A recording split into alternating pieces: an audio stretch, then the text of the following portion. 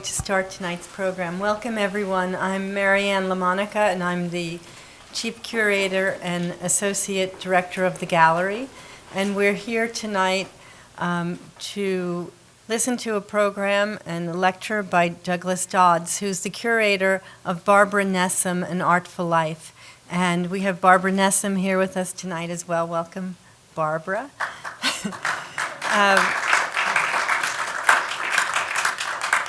When the BGC decided to move forward on this exhibition of Barbara's work, I was first introduced to Doug Dodds. Doug Dodds has been working at the Victoria and Albert Museum for many years, over 20 years.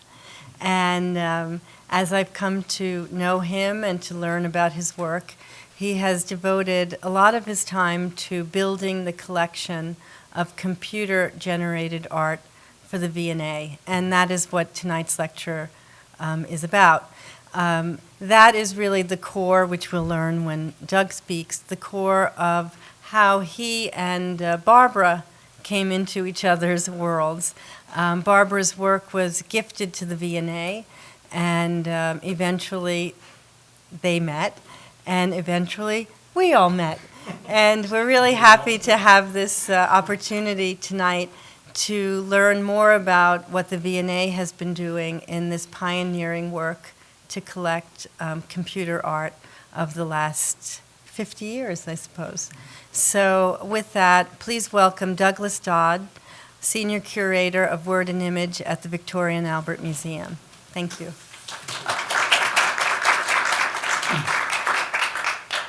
Well, first of all, thank you to Marianne and colleagues at the Bard for inviting me to curate the exhibition on Barbara Nessim, but also to talk to you tonight about this somewhat obscure subject, I suppose, of the history of digital art and design.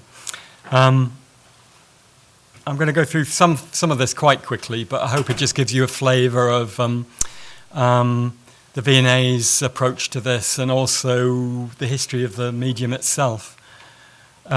One of the things about digital art is that people assume that it started yesterday, or maybe the day before. Of course, it didn't. There's a much longer history to this than most people, at least, are aware of. If you're lucky, when I ask some people when did they think digital art started, they might say 10 years ago. I might even say 5 years ago, depending on how old they are.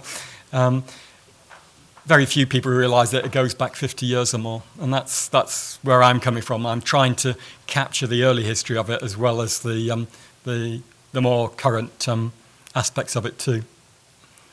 Let's see if I can get this to go.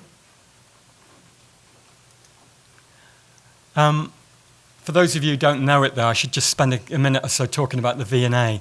The V&A is the UK's National Museum of Art and Design.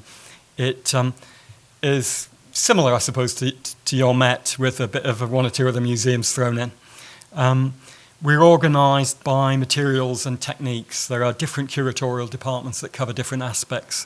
And this is a list of how it's all broken down, really. I'll just mention a couple there. We have quite recently established a contemporary architecture, design and digital design section of our furniture, textiles and fashion department. I'm in a different department. I'm in the Word and Image department, which is effectively prints, drawings, paintings, books, manuscripts. We're the two-dimensional department, if you like, the flat bits. Anyway, the department is organised into different sections.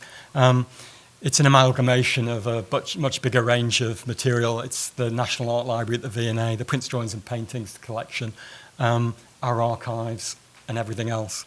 It's a fairly big bit of the museum.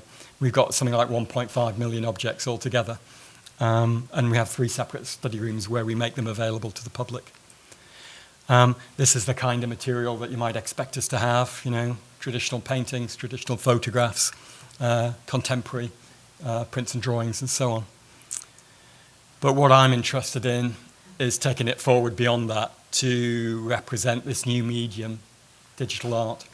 And you'll hear people talk about different terms for this, and they all have subtle differences and they overlap.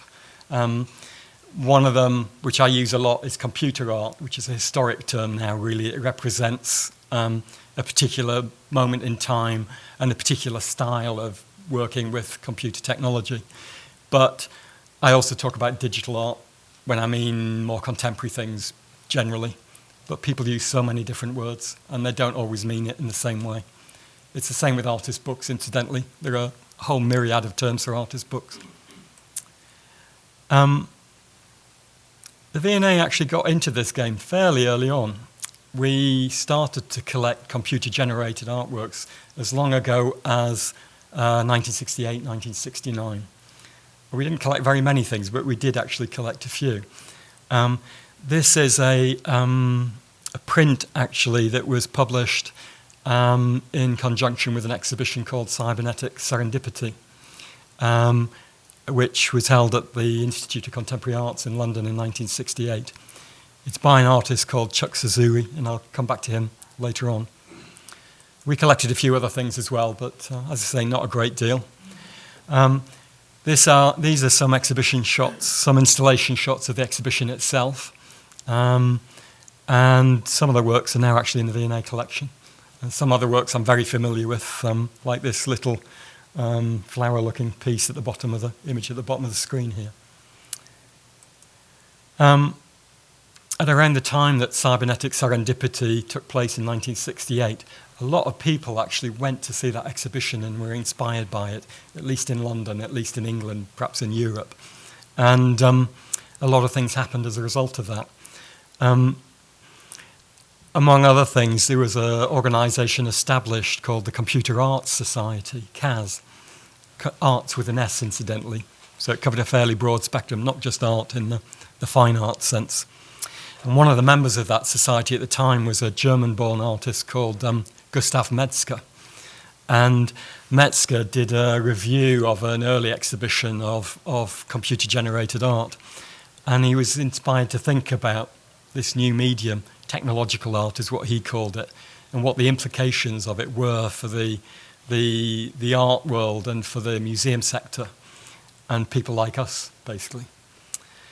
Now, it has to be said that at that time, a lot of computer art, as it was called, was completely ignored, disregarded, actively disliked by many people in the traditional art world, including many people who worked at the V&A at the time, actually, of course. And there's some very interesting things in our files about, whether or not we should accept things like this into the collection. And, people thought, well, maybe, but I don't want it. Maybe we can find somebody else in some other department who might want it instead. So that was the world at that time. People were very reluctant to accept that this was a legitimate way of making images and bringing them into institutional collections. So Metzger, among other people, spotted that, and he also understood that it was going to be very difficult for the museum world to cope with it and to accommodate it and handle it in the same way as we handle paintings or sculpture.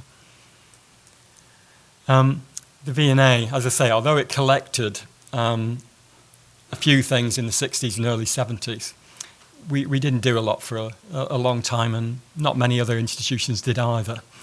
But what we did do and began to do in the 2000s was to introduce digital things into exhibitions, into events, into installations in the museum itself. In a way, because it was safer. You could do that without necessarily needing to retain it and keep it in your permanent collection. You could show it to people, and then it would go away again some time afterwards. And partly that was simply because that a lot of this material was not impossible to collect, but very, very difficult to collect and keep and be sure that you could maintain it.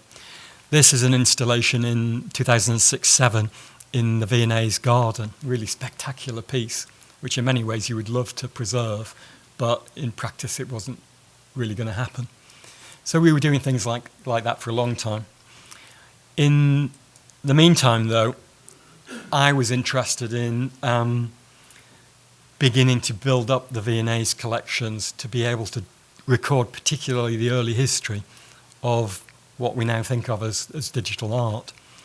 So I got to know quite a few people who were still alive then, and most of them still alive now, actually, who were actually there at the time. They went to Cybernetic Serendipity. They were involved in the Computer Arts Society. They were connected to that world.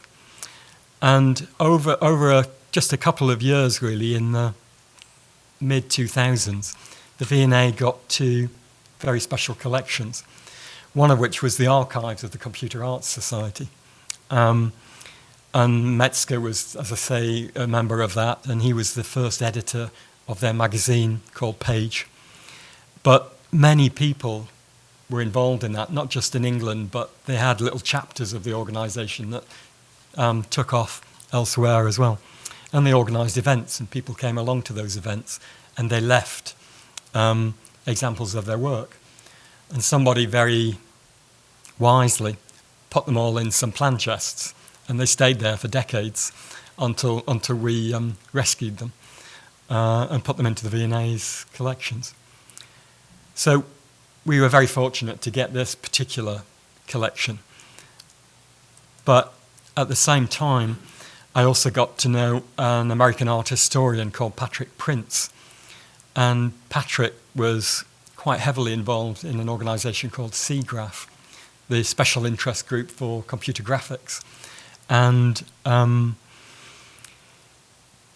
because she knew so many people in the computer graphics world, and she curated a number of shows relating to that, mainly on the West Coast, she accumulated a lot of material, both the artworks, the evidence of the actual digital art, but also the ephemera as well, and a private library, and all these kinds of things, which are all now in the V&A's collections. We literally even have the T-shirts. We have all the SIGGRAPH T-shirts going right the way back to the earliest days. And one or two of you in the audience probably know what I mean by that. I particularly like in this slide, by the way, there's a little badge there for Pixar, when Pixar was first being launched. And they were giving out copies of the badge, I think, to delegates, to promote Pixar. We were also very lucky that we managed to attract a large grant from our Arts and Humanities Research Council, the AHRC, that enabled us to do more research into this material that we just acquired. So we had about 500 or 600 artworks that we understood to a great extent, but we knew we needed to know more about them. We needed to document them, and we needed to put them on the V&A's website. So we had a 3-year research project with Birkbeck College in London, and I was one of the principal investigators on that project. One of the outcomes of that was an exhibition in the V&A, which we called Digital Pioneers. And this is an installation shot of one of the spaces within that exhibition, showing around the walls just a fairly small selection of the material that we already had by then in 2009, and some of the more bookish or ephemeral material in the display cases nearby. We also had a number of animated works, things like pixelation from the 60s, just to give people a sense of it, and documentary images of works actually being created. And we published this little book to go with it, which was really just a way of getting some of the images out into the wider world. The Digital Pioneers show, though, was deliberately timed to coincide with a much more contemporary exhibition called Decode, Digital Design Sensations, which ran at much the same time. And this was very interactive, very engaging space to walk into. Lots of contemporary work from a range of digital artists and designers from around the world. I'm just going to change pace a little bit, if you don't mind, and just take you through some of the images largely from our collection, just to give you a sense of what we've got, but also to try and tell a little bit of the story of the history of digital art, largely from what we have in the museum. And I'm sure if somebody else from another museum was standing here, they would show you different slides, but it's just to show you where we're coming from, if you like. The first one I'm showing is really, if you like, the prehistory of it. There are one or two people that are referred to as the kind of precursors to what we think of as digital art. One of them is an American artist called Ben Leposky, who used to take long exposure photographs of oscilloscope screens. Most of them are actually in black and white. This is a colour image which he produced by introducing filters as well. But he apparently created hundreds, if not thousands, of images like this. And he used to have touring exhibitions that went around the place. There is an archive of his work that survives in, I think, Ohio somewhere. A British artist from a similar sort of era, who was pretty much unknown until quite recently, is a man called Desmond Paul Henry, D.P. Henry. And he was involved in national service in the post-war period. And he was familiar with the technology that we used to have on Lancaster bombers, you know, the aeroplanes that flew in the Second World War. And they had these analog computers in them that they used to basically decide where to drop the bombs. And he was actually a philosopher at Manchester University, and he knew people like Alan Turing. And he repurposed this electromechanical device to hold an artist's pen and to draw this kind of thing like you see here. Essentially, it was a kind of automatic drawing machine that he had relatively little control over, but nevertheless, it was an analog computer. Moving forward a little, this is an image, not from the V&A's collections, incidentally, of somebody using a very early drawing program by Ivan Sutherland, who really invented the graphical user interface that most people just take for granted now when creating images on the screen. I didn't have time to show it here, but there's some fantastic YouTube videos of these sorts of things you can go away and look at. Wonderful period pieces showing somebody interviewing the director of this research lab, talking about Sutherland's PhD thesis, which was designing the Sketchpad program. And among other things, this was the kind of things that he produced. I wish we could have that in the V&A's collection. I don't know how it survives, but I would love to have that. And a bit like Barbara, actually, he had a range of shapes that he could use to construct the image of the girl.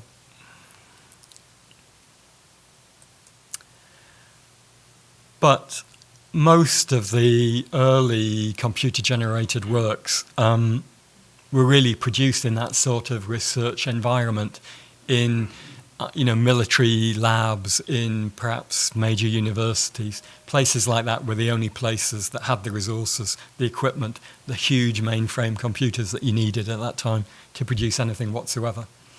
One of those places was Bell Labs in Murray Hill, New Jersey. And Bell Labs, as many of you probably know, was a kind of research institute connected to the telephone company. And A. Michael Knoll was one of a number of scientists, engineers, researchers, computer programmers, if you like, who worked at Bell Labs trying to find commercial ways of exploiting this new technology, not just for words, but for images as well. And among other things, Michael Knoll wanted to understand how an artist created an artwork. He's trying to analyze how do artists create art. And he wanted to codify it, he wanted to program it. So among other things, he tried to emulate a painting by Mondrian, and this is the outcome of it. And he claims to have, well, he did. He asked a number of people to look at his Mondrian and the real Mondrian and say which one they preferred, and the majority claimed to prefer the one that was produced by Michael Knoll. I have to say, though, that the people he asked weren't necessarily art historians. They were the opposite. They were probably people who also worked at Bell Labs or whatever.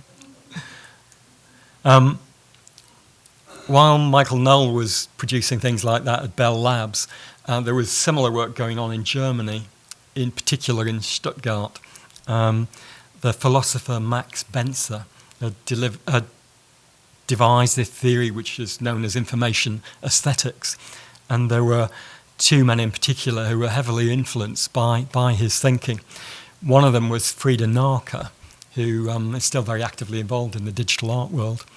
And he was given the job when he was very young of writing a computer program to control what's known as a pen plotter, a drawing machine that was connected to a computer.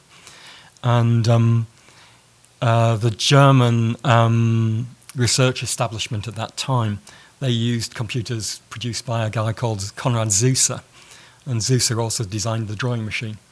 And Narka got the job of writing the program to control the machine, so he's basically the first person to produce the images that came off it. And we have quite a few of his works now in the V&A. This is one of the more well-known ones. Again, an attempt to emulate the work of Paul Klee. And this is an approximation to a painting that Klee produced. But Narka did some wonderful work over a number of years. This one is slightly later. It's a unique drawing in colour, unusually for that time. And it's one of a series of 4 that he did. The first one has just the black squares. The second one has a few colour squares. The third one has more, and this is the final one. And this is another work by him slightly later again, with the pen going across the paper many times to create the thicker lines. And Narka's contemporary, Georg Nies, was also doing similar things and also doing his PhD thesis at the same time. Interestingly, Nies was already starting to think in 3 dimensions, and he was also connecting his software to milling machines to make things, cutting wooden shapes. So this is a print that's based upon a 3-dimensional image object that he created.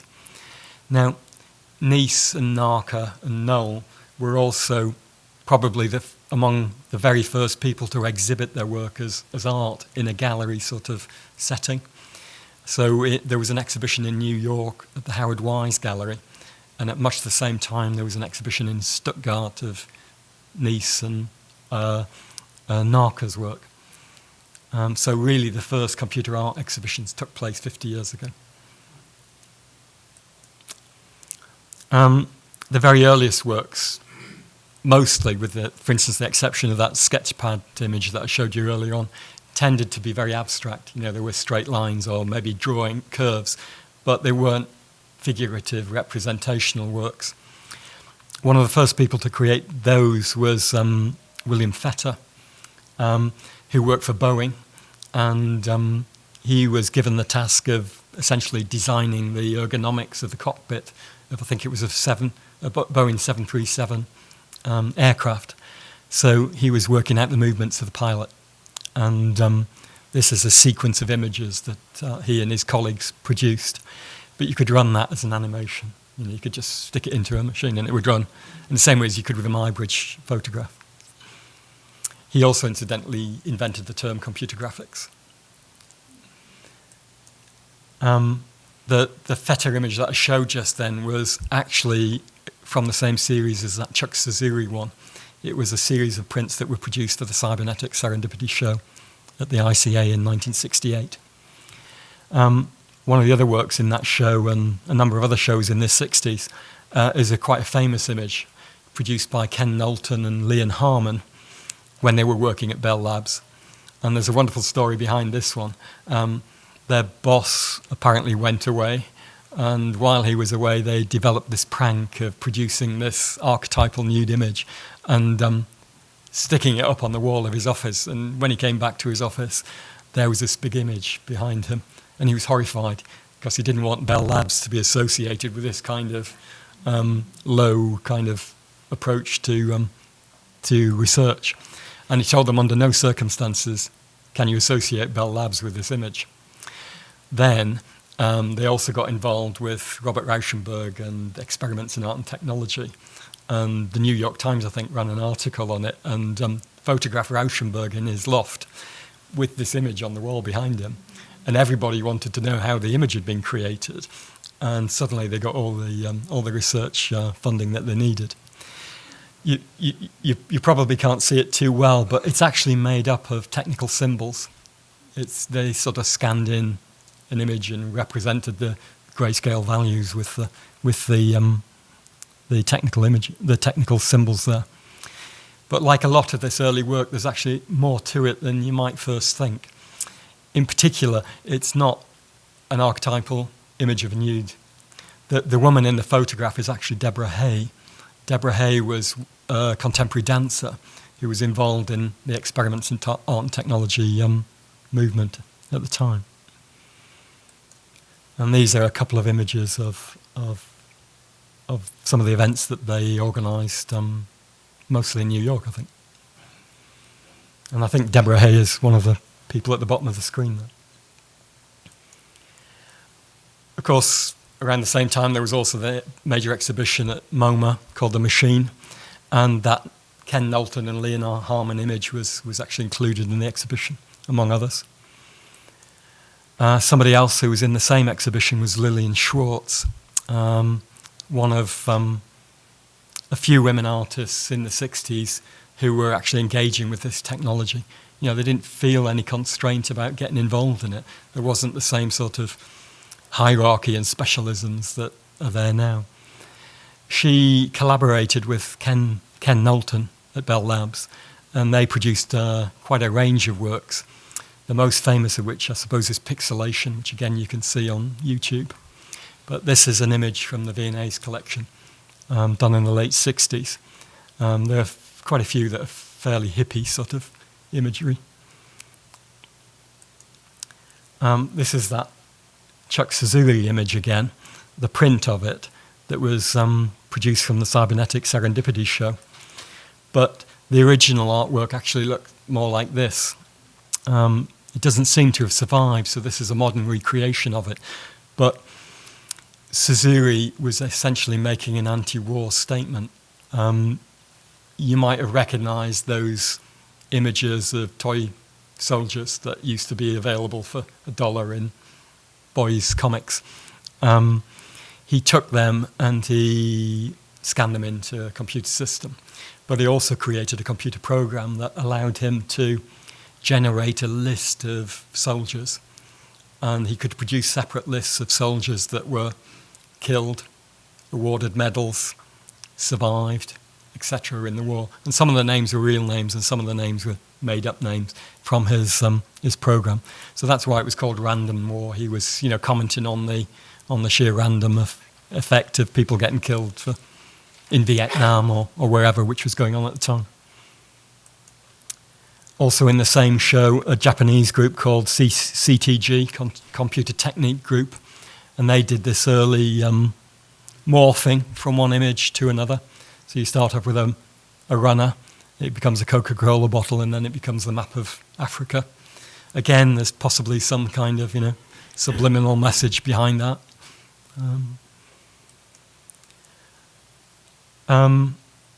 Most of the people, though, in the 60s who were engaging with this weren't really trained artists. There were very few who were trained artists who were able to get access to the machines.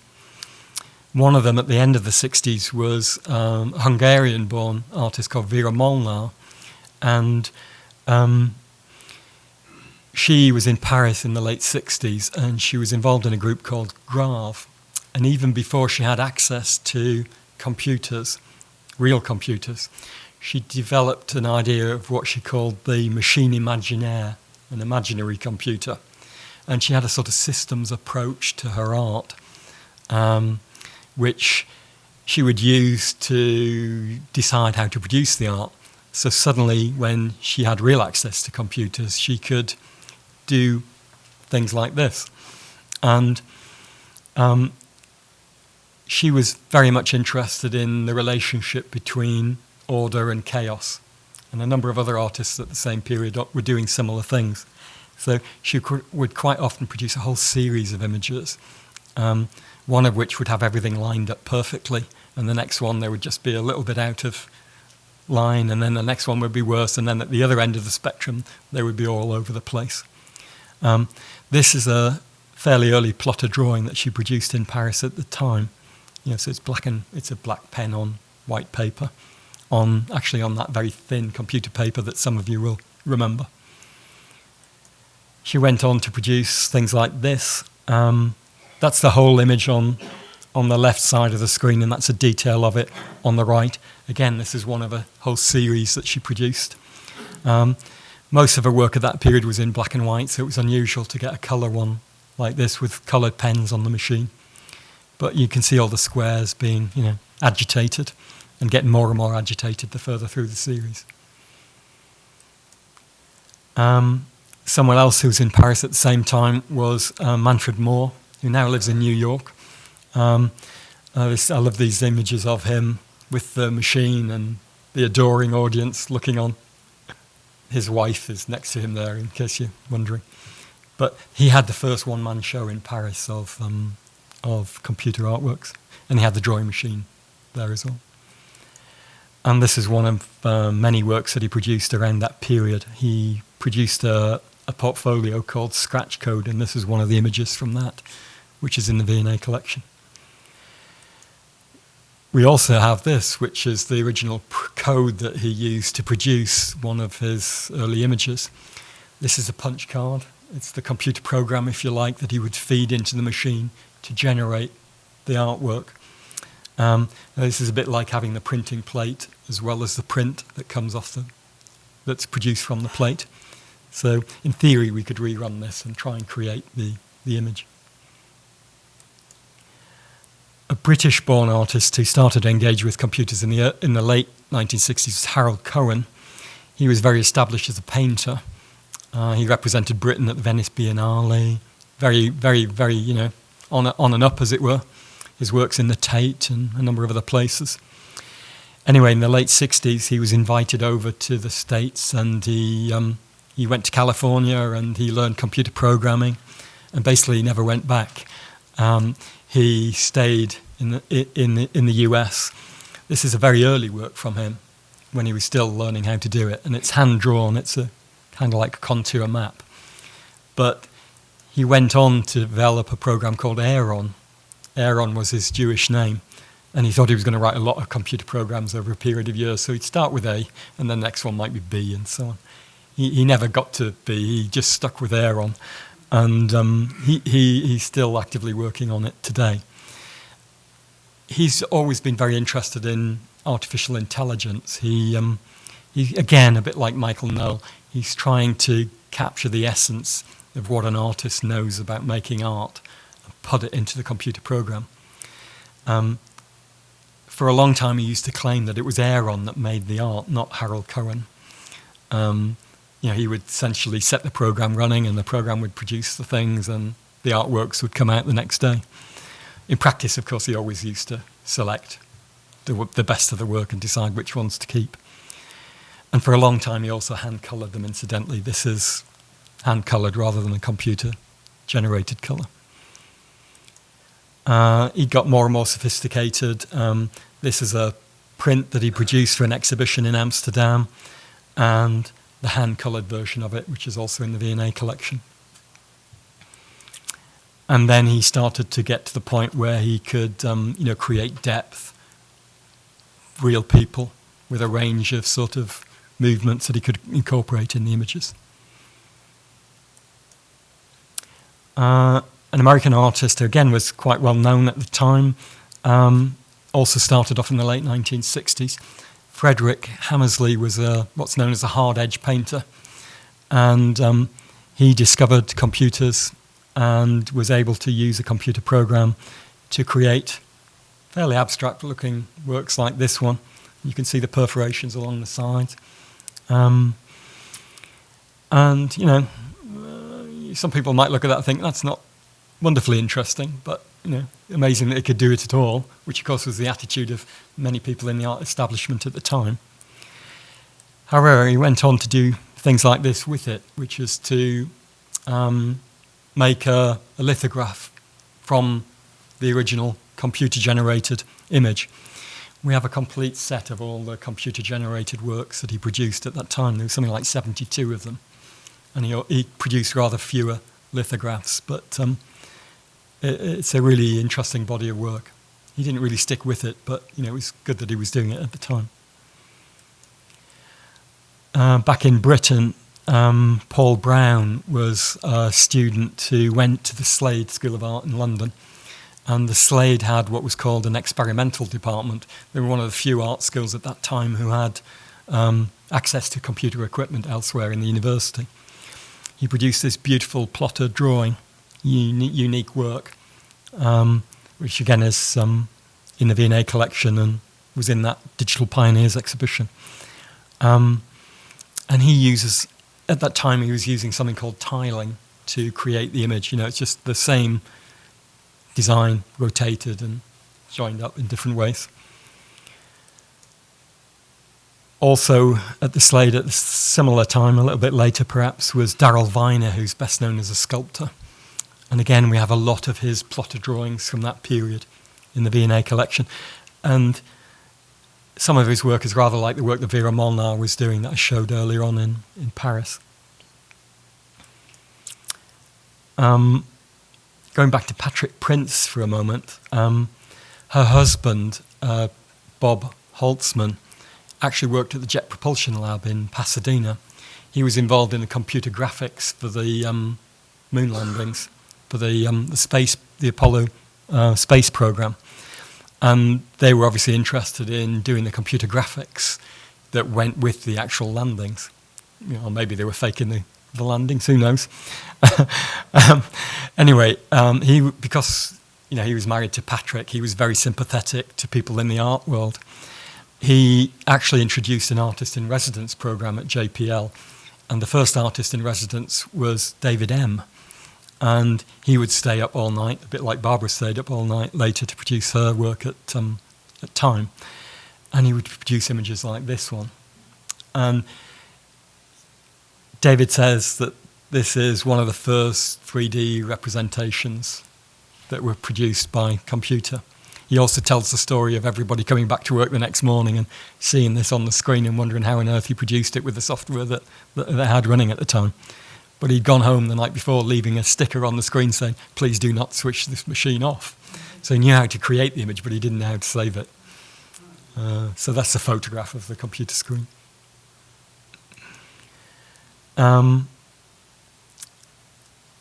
Again, going back to the theme of women and technology and women engaging with it, another couple were Colette and Jeff Bangert in Kansas. She was an artist, he was a technologist working in a computer center at the university, and they had access to a plotter, and they worked together to produce a whole series of images like this one. Colette Bangert talks about grass, because they were surrounded by grass all around them. So a lot of their work is actually about grass, representation of grass, computer drawings of grass, if you like.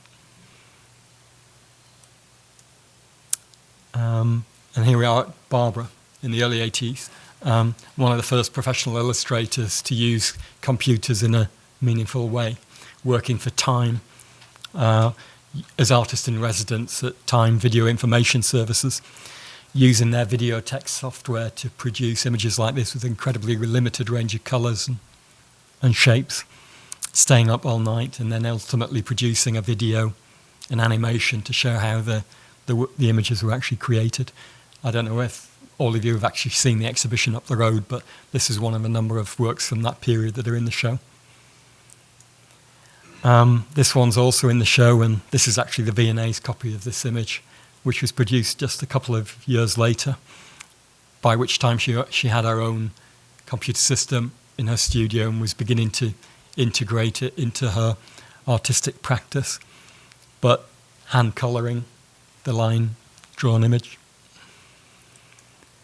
And then scaling it up to something bigger, like this one, which is also in the V&A collection, but there's a similar work in the exhibition, trying to find ways of making it bigger, filling the wall, rather than just doing something small or just doing it on the screen. And again, hand colouring it to get that effect. Also producing this poster for an exhibition of women artists who were using computers at that time, and curating the show as well. And this is the poster which is in the exhibition up the road too. And then going on to produce these beautiful miniature artist books. She collaborated with a programmer called Tony Longson to produce a program that essentially enabled you to generate your own artist book and to print it and to assemble it and walk away with it. And this was in 1991, on a pretty crude machine. Many of the images that I've been showing you were actually included in the exhibition that I curated at the V&A, but not all of them. This again is an installation shot of another artist book that was included in that show. Quite a famous artwork when it came out in the early 1990s. This was before the modern internet that we know of now. It was a collaboration between William Gibson, the author, and Dennis Ashbow, the artist. And there were quite a few things going on in this book, frankly. It was essentially self-destructing. So those of you in the audience who are interested in digital preservation, this is a very early example of the problems of digital preservation. The book was made in such a way that many of the images on the pages weren't fixed. As soon as you opened the book, touched it for the first time, read it, the ink started to come off the pages, and that was a feature. That was a deliberate aspect of the book. Another aspect of the book was this.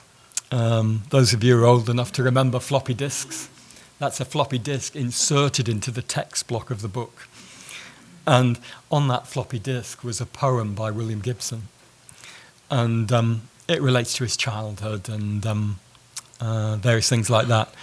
But the idea was that when you put that floppy disk into your computer for the first time, the text scrolled up the screen and then it disappeared forever. You could only do it once. We never actually played our copy of it, I have to say. We never put it in a machine. We kept it like that. And we also photographed the book, incidentally, as we opened it for the first time. But, and this is quite an interesting aspect to this, at pretty much the same time, allegedly somebody hacked it and they copied the content of the disk and they published it on bulletin boards. This was before the modern web, and made the full text of it available online. There are various stories about how that really happened, but anyway, you can read the text of it if you go and look up William Gibson and Agrippa. You'll find the full text of it online. By now, of course, many artists have access to personal computers in their own studios. Some people, though, were persevering with using what effectively was old technology, continuing to write their own programs, even though commercial programs were available, and essentially working in that same mode, that algorithmic mode, if you like, of writing the code and controlling the output. One example of that is the work of Jean-Pierre Hébert, who was French-born but ended up in California, a bit like Harold Cohen. And he would produce these beautiful, very delicate plotter drawings like this, which obviously you can't reproduce too well on that screen, but when you see the real thing, it's really exquisite. At much the same time, Roman Voroshko was doing similar work, writing his own basic programs to control his plotter in his studio, and doing really, really exquisite things. But, they're actually unique things. These are not digital prints. These are unique drawings that can take days to generate. And in this case, he uses the same motif throughout this design. It's just rotated, enlarged, different colors. But in addition, he actually modified the machine to take an artist's brush in addition to a pen. And he put the paint or the ink on the brush, put it back in the machine, set the program running again, and that big black line there is computer-generated paint brush stroke.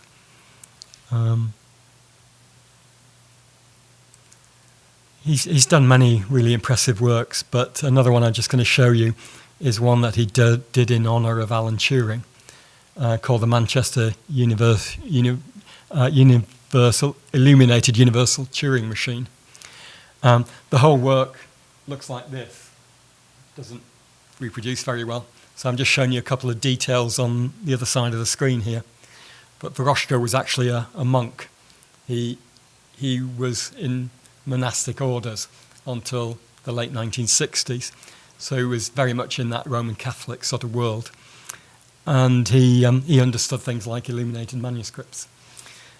He dropped religion in the late 60s and later picked up computers. So he went from one set of rules, if you like, to another set of rules, one world to another world.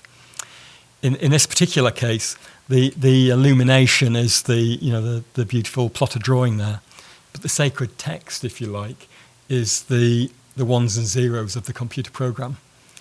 And I wouldn't know, but he claims that the ones and zeros in this particular computer program are actually a universal Turing machine, if that makes sense to any of you. And it was also gold lettered, by the way. There's a bit of gold leaf on there as well. Another American artist who, like Veroshko and Hebert, wrote a lot of his own software is Mark Wilson. A lot of these people, although they were known to people like me, they didn't really have much of a kind of public profile. And Veroshko and Hebert in particular got together and at a conference somewhere and were discussing that and decided they really needed a brand. They needed the Impressionists, the post-Impressionists, but they didn't really have a name. So they bandied a few ideas around and eventually came up with the Algorists as the name for people like them. So essentially artists who use algorithms in the creation of their work. And that's a fairly loosely defined term. So, there's a core group of people who are definitely algorists, and then there's a wider group of people who use algorithmic techniques in producing their artworks. Anyway, Mark Wilson is in the same mode, although he used a number of different techniques to produce his artworks. Again, he started off as a painter, and he incorporated a lot of technological symbolism in his paintings. Things like protractors and, the technical ways in which people produce the artworks. He then went on to use computers in his work, and again, a lot of them reference the technology that was used to create them. This is a detail of a much bigger work, which is quite long and narrow, but it actually looks rather like a computer chip, the thing that you would slot into the motherboard of a computer. And he also developed this technique of layering the imagery, so he's always at the leading edge of what was possible to produce with the technology that he had available at the time, producing very complex images with quite limited printers and software. Going back to the V&A show Decode, this is one of the works that was in the entrance to the show. It's by another British artist called Daniel Brown. Big projected work on the wall in the entrance to the exhibition, now in the V&A's collection. Danny Brown, as he's known, actually took images of objects in the V&A's collections and incorporated them on the flowers. So they're actual V&A artworks, it might be ceramics or textiles or something, laid onto the surface of the flowers that evolve slowly on the screen. It's also, incidentally, one of the first examples of a dynasty of digital art. I showed you an image of Paul Brown's work earlier on. Danny Brown is Paul's son. And he's done a lot of work for an organisation called Show Studio, who some of you may know of. But Danny and Paul were also there when Barbara and Tony Longson were producing that software to generate the RAM mini books. So there's quite a connection in this world. I'm moving into more contemporary things now that we've been collecting in addition to the historic stuff that I was showing earlier on. This is another digital work, but with an analog element to it. And it's also quite a good representation for me of the problems of trying to preserve digital artworks. It's by a British group called Random International. Well, not a British group, but a British-based group called Random International, called Study for a Mirror. And in this case, there's a little camera at the bottom of that picture frame that takes your photo when you stand in front of it. And then it slowly presents the image on the screen. And then the image slowly fades away again and you've lost it. And it's also mechanical inside, so it's quite difficult to keep the thing running successfully. But it's quite a nice metaphor for the problems of preserving digital things. Another work that was in the Decode show was this one by Erin Coblin, which I think is probably also in one or two other people's collections as well. But we now have this on show actually in the V&A at the moment, in one of our galleries. For those of you who don't know it, it's actually flight patterns across North America. And this is a still image, but the work itself is, an animation, a video, if you like, of a lot of data that he took from federal records of flight patterns across the continent. So you see the planes starting to take off on the east coast and flying around, and then the west coast wakes up later on, and then it all dies down again at the end of the day. Really elegant piece. And of course he's gone on to do lots of other really interesting things too. Another work which is in our permanent collection is by Casey Rees. Casey Rees was one of the founders of the processing movement, that software that many digital artists use now to create their artworks. He and Ben Fry were the prime movers in that movement. Again, this is a still image of a generative work. Casey Rees is really interesting. He's very well aware of the history of art and the history of digital art. He actually writes a text to describe the artwork, a bit like Sol LeWitt might produce the instructions to create an artwork. And it's only after that the artwork's actually executed, the program is written, if you like. So in this case, it says draw a line. And you start off with a blank screen with just one line. And then it says draw another line. And gradually the lines build up on the screen. And then when the lines hit the edge of the screen, something else happens. And it just very slowly evolves. We had this work installed in a public space in the V&A for about 2 years constantly. We just left it running. And, it's never the same, obviously. It's just constantly evolving. And we subsequently lent it a couple of times. Again, for those of you in the audience who are interested in that aspect of it, we lent this to another institution for a while. It was the easiest loan we ever had to do because it was simply one computer file that they just got. No couriers, no nothing. We even have artworks installed in the fabric of the museum. This is another work by Random International. It's called Swarm Study, and it responds to the movement of people walking up the staircase below it. And you get these wonderful effects in the digital chandeliers above them. We even have this. If you remember, I mentioned that we now have a contemporary digital design team. They recently instituted a gallery in the V&A called Rapid Response Collecting, and they're trying to capture all sorts of things which are not necessarily collected for their aesthetic appeal or their, artistic significance. Quite often there's a kind of cultural aspect to it as well. And this is, as some of you probably know, the infamous 3D printed gun produced by a guy called Cody Wilson. He published the designs for this thing on the web, and it caused a big fuss at the time for all obvious reasons. And we managed to acquire a copy of the design.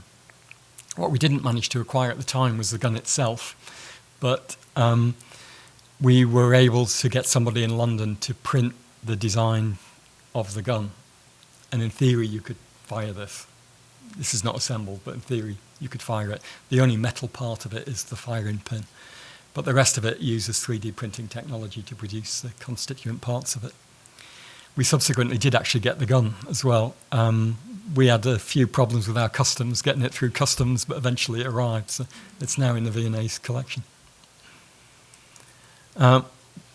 Just to give you another example of something that we collected quite recently, we have a copy of Flappy Bird. Some of you probably know Flappy Bird. That was released and then withdrawn again. And one of our staff happened to have it on his phone, and we talked to the developer of the software, and he agreed it. So we've added that to our permanent collection as well. And again, this is on display in our rapid response collecting gallery at the moment. One of the things that I like most in our collection, actually, though, is this. It's not really digital at all, at least not in the output. It's a tea towel, and it's produced by a British couple called Thompson and Craighead, who do a lot of work that engages with technology and the internet and the web. In this case, they were selling a whole range of products on the web from a kind of pop-up website that they produced. And one of them was a set of 4 tea towels. And the tea towels actually reproduce Google searches. And at the time when these were done, this was already retro. They were using a browser called Netscape. Anybody remember Netscape? And they were typing in the kinds of things that people do at home, what's the meaning of life? Where am I? Those kind of philosophical things. And capturing the results. So this is a kind of digital preservation of those searches, but on a tea towel. They say that the tea towel was produced by the same people who produce tea towels for the National Trust in our National Trust. So there's that sort of heritage aspect of it from the start. Anyway, that gives you an idea of some of the things we've been collecting and where we're coming from, if you like. I just wanted to mention that all the objects in the V&A's collections are entered into our collections database, which is available online. So you can search the database for a specific artwork or a particular artist, or if you just want an overview of some of the early work that we have, you can just type in a word like computer art, and you will get a range of examples back, like this one. We also have a series of web pages that describe the subject in general. There's some on digital art and design in a very broad sense, and there's some more specifically about computer art, the history, if you like, of it. So by all means, do have a look at them as well. And that's it, really. That's the end of the talk.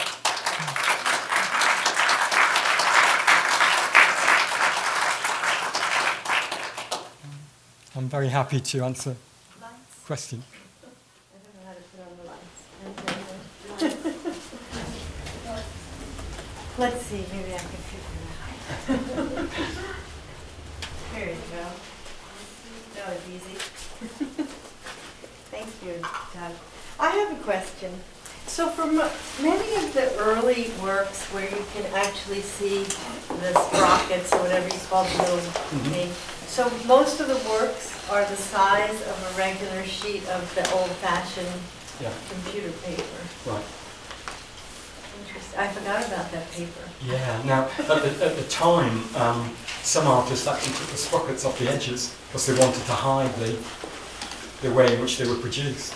Because not everybody wanted to buy things that had been produced by a computer. So they tore them off. Other artists kept them on. And nowadays, it's nice to see how it was produced, so ideally it's nice to see the sprockets as well as the image, because it tells you how it was produced. But at the time it wasn't necessarily done. Was that the question? Yeah. And also, so in a sense, I'm thinking, in a sense, because everything is printed, it's a fresh print. Well, I guess that's the same as printing anything. That each print is a renewed work, sort of stands alone. Yeah. And it's open to the sort of inconsistencies of how the ink would have landed or all these kinds of things. Yeah, no two plotted drawings are going to be the same. Absolutely not. Arguably, those sort of printed images using that impact printing method of early computers are going to be pretty similar until the ink starts to run out. But generally they're never going to be identical. Whereas in modern prints, digital prints that we produce now, inkjet prints, they're going to be pretty much the same.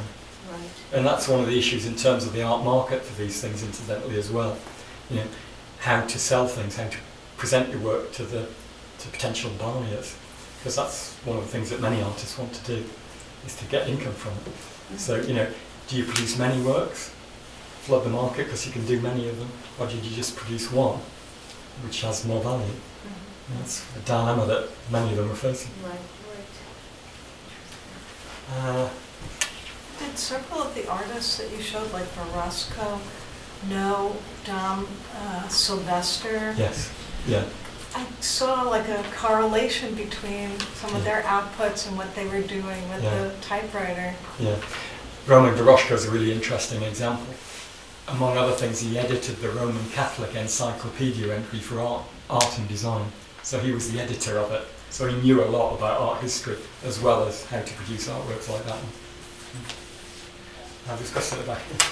I had a question about what interests the V&A in terms of collecting going forward. What kinds of computer art are you all interested in? And then the second part to the question would be, has your department won over more of your colleagues at the V&A? And if so, where and why? Yeah, well, let's answer the second part first. Yes, I mean everybody buys into that now. We're collecting digitally created things across the museum. You know, I could have showed textiles or furniture or things like that as well.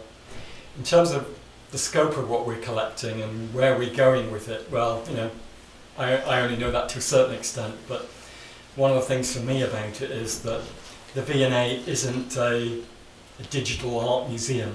You know, we're a much broader museum than that. So we're interested in digital, but we're interested in lots of other things as well. And one of the factors for me, at least, when I'm thinking about collecting things is how does it fit with the rest of the V&A? You know, there are some things which fit naturally in that sort of context, and there are other things which are quite some way outside of the general body of what we have already.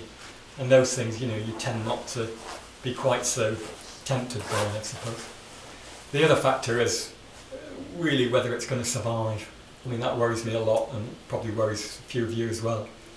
You know, you have to have some sort of idea of the long-term future of some of these things. So, you know, faced with something which is quite difficult to make work now, today, never mind 20 years or 50 years in the future, you have to think long and hard about that and the consequences of taking it on.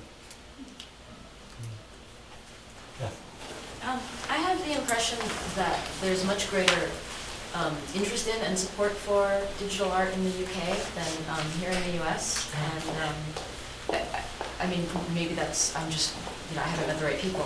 But it seems that there's a lot more institutional support, not just in museums, but also in terms of universities, positions that are available, things like that. And I wondered, you know, if you have an opinion on that or any insight into why that might be. I'm not sure I could comment on the North American aspect of it, but certainly in the UK, you know, there's a lot of interest in this area now. I've seen quite an increase in that interest, though, only over the last 5 or 6 years. There are lots of art schools who teach digital media in various forms, and we get lots of art students coming to look at our collections. So there's definitely that interest in the art school world. Yeah, there's a lot of institutional support for it, I guess, as well. I'd like to add to this something. Also on the conservation side, of the entire topic, which is, I find, from my professional perspective as well, very interesting and very crucial. There are many, you know, institutions in Europe which educate young professionals in those issues, or perhaps much more than here. So this was my comment. But I have a question actually. Could you actually relate the very early examples of these oscillations to what was happening in the actually media technology at that time on the part of artistic media technology? I'm thinking here of Namjoon Pai TV Crown, absolutely, or Participation TV, or all this early, you know, kind of exercises. Taking the TV monitor and manipulating the signal on the screen. Exactly. So this is for me, you know, sort of kind of freezing in a pictorial, perhaps, sense what was happening there on TV screens. But I wonder, and I have another. No, you're absolutely right. So the second one was actually whether V&A is concerned with conservation issues of those sorts of, art or design. I suppose that the paper objects are much more, although one should not generalize, but perhaps easier than the technology or the apparatus that is involved in those issues. I'm speaking from the perspective of a professional who was involved in ZKM Zuse conservation. We have the early example of this, or we had the early example of this computer, and you were just showing the examples. Yeah, the output. Yeah. Well, the early works, you're right, obviously, in some ways they're easier to preserve, and for me, as a curator, it was also easier to collect them for that reason. But even now, some of the paper that was used is very fragile. The inks are not very permanent, so you have to keep them under certain conditions. But other people, like Frieda Narker, for example, use very high quality paper from very early on, so they're actually very stable. And there's quite a lot of research that's gone into preservation of digital prints. There's really substantial research work done on that.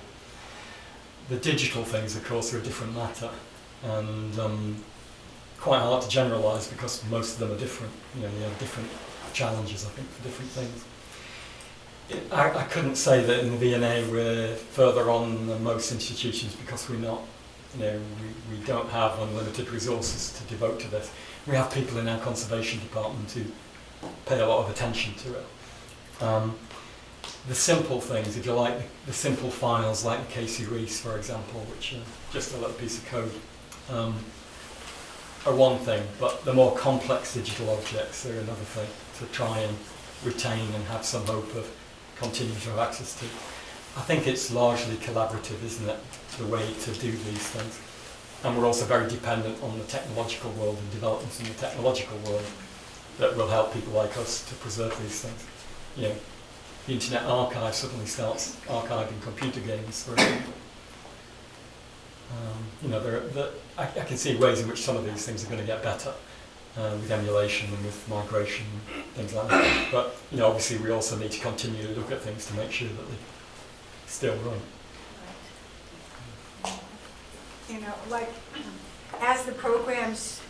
As the computers change, the programs change too. So even if you could make something, like if you wait 20 years, you might have to rewrite the program for the computer because you can't produce that again because you don't have the computer to produce it. So those are the questions. Like when I made those little books, I couldn't make them again, so I hired the same computer programmer to do a new program for me to make the books again. In 2000 and whatever we're at, 14. But those are issues, And a lot of times they say, it's early on, it's computer art. You can make 1 million of them. Well, you can't. That's it. It's of a time. Right. There's always that problem of permanence then. Yeah. Something that, it's going to last forever because, like floppy disks, Yeah, I mean, it's in, where are you it's going to put obsolete. a Where are you going to find? Well, Hannah, brings up this question about Namjoon Pike and all of this, but you used the word emulation, and we're working on a spring BGC project, which will actually talk about the interface experience. So come back in April. But we are working with programmers to make these emulations of historic computer programs. And so, it brings up this question, but is it really the same thing? Because now it's no longer, it's an emulation, it's not the original experience. Yeah. There are people trying to recreate. Hannah is on a different project, but we're working through some of these same issues as well. It's an intriguing set of questions. There are people trying to make what I think of really as approximations to the original things, rather than a surrogate or replica of it. Yes. It's a broad church. Yes. Any other questions? Yes. You mentioned a couple of times movements within the medium, but it seems that obviously this this has evolved much more quickly than other artistic mediums have. And so I wonder how much chance there's been for real movements to occur, or has it sort of evolved more rapidly and randomly because of technology? It's been a lot quicker, hasn't it? I think, Yeah. than probably with previous art movements. I didn't have time really to go into detail with some of the other things, partly because we haven't collected them so thoroughly in the V&A, but if you think of net art, for example, which had a certain profile for a few years, and then there's whatever that followed on from that. So there are these different historical times where you can associate with particular types of digital art output, I suppose. But, go like that. The pace is pretty quick. Computer games, artists use computer games, etc. Anything else? Yes. What's your opinion about how the internet is now affecting this kind of artwork? I mean, what you were describing, to me it was, I lived through it, so I remember each piece. But with the internet, it's rather explosive. And as an archivist and a curator, how do you see that impacting V&A or any other museum? I guess a lot of that internet-based art is outside the traditional sort of art world and art collecting, and some of it's deliberately outside of it. If you think of net art again, it's an example of that. So in a way, it doesn't want to be collected, but people are still trying to do it. And then you have people who are kind of moving backwards and forwards between the more commercial use of their expertise and their artistic skills and the fine art use of it. So Aaron Copland, for instance, is working with music videos, producing wonderful things online. But who knows where it's going to end up? Who knows? The one thing I would say is that some people talk about us being in the post-digital world already, in the sense that digital technology is pervasive. It's everywhere. We use it for everything. So it's no longer even worth talking about in one sense. When of course we still continue to use it. It's like saying we're in a post-capitalist world. We are or we're not. We're still in it.